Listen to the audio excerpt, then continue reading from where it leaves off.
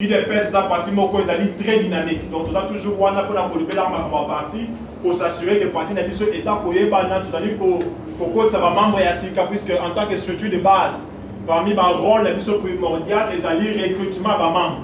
Ça dit ko kendaka toujours ko intéressaka toujours ba tuba ça derrière na kati na biso mutu azali ko simba yango azali ko tambisa biso azali secrétaire na biso chargé ya mobilisation na sensibilisation papa na biso Denis kaza ya ko télément to ko biso na photo que nous sensibiliser bato na songolo paka na kwa ba moni ba congolais ba délai to que nous na tolo de la makama parti avec akaite to za la penza na mwa ba programme moko ya ngambu wana.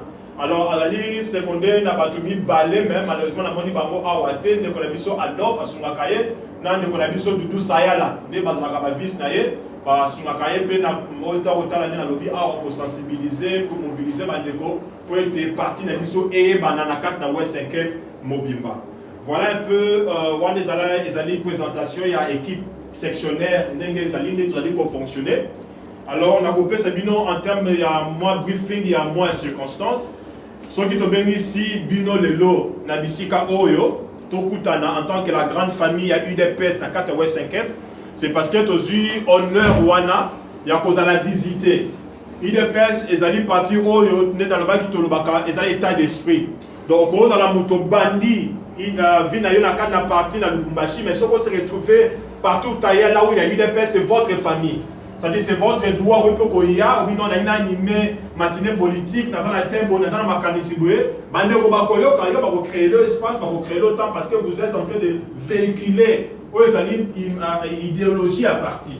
Alors, bande konabiso, pour la plupart, vous allez baser dans la Raoten, parce que les canisibaya va visiter Biso dans mon Konalelo. Ba pesa biso pe moi makanisipe o bango bazali na ndenge pe bazali kotambwisa mato pe na ndenge bazosala effort ba s'organiser pour na kotambwisa UDPS na 4 na fille du sud mobimba to kozwa occasion koyoka bango ezali na occasion wana to baki non to pesa pe bango esika ndingisa ko opportunité lokola bazui likanisima lambu wana ba ko visiter biso awa ba se dépenser bango moko na batana na bango. Je suis sûr que la plupart baza bato misala pe ba se dépenser na ba moyen na bango ba ya na bisika oyo. C'est pourquoi Tolobino, dans ce cadre-là, vous pouvez vous adresser à des militants, à des membres, à des combattants. Vous avez l'opportunité d'engager bango, vous pouvez trouver qui na sala nini makanisi na bango zali ndenge nini pe na simanango na ndenge tokotambu sama na otali programme ya lelo. Dans ces circonstances zali beaucoup plus parce que délégation ou télévision na Raotek ba ye kota la biso peut-être pour la première fois tout ça bango officiellement.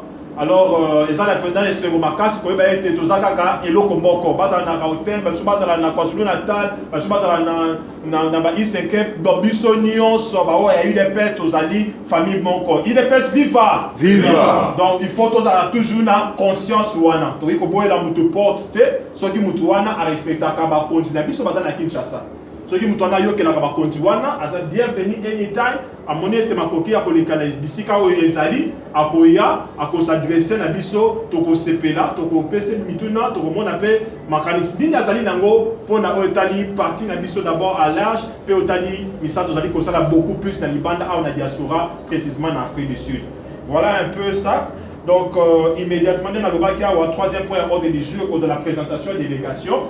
Nako benga mutazali ko tambu sa délégation à la mission présentation. Après ça, quatrième point c'est adresse par le docteur Kimwana. Docteur Kimwana a l'attitude à toucher n'importe quel point puisque c'est fixé qui est TMT.